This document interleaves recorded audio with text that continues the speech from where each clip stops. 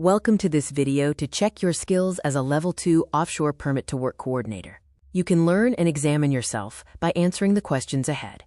The PTW Coordinator Level 2's job is to coordinate and monitor the PTW system, review permits and risk assessments, and ensure hazardous activities align with PTW and HSE requirements. This role typically requires 1 to 3 years of experience in oil and gas operations and mandatory offshore safety certifications.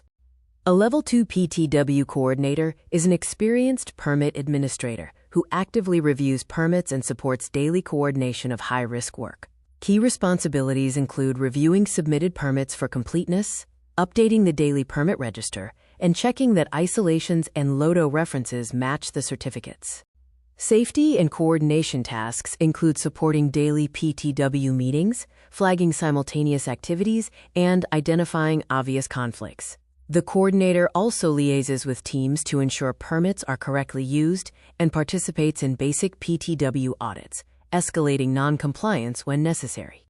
Required skills for Level 2 include a good working knowledge of PTW categories and offshore hazards. They must be able to interpret JSAs, method statements, and simple drawings, and use electronic PTW systems. Strong organization, communication, and assertiveness are also essential.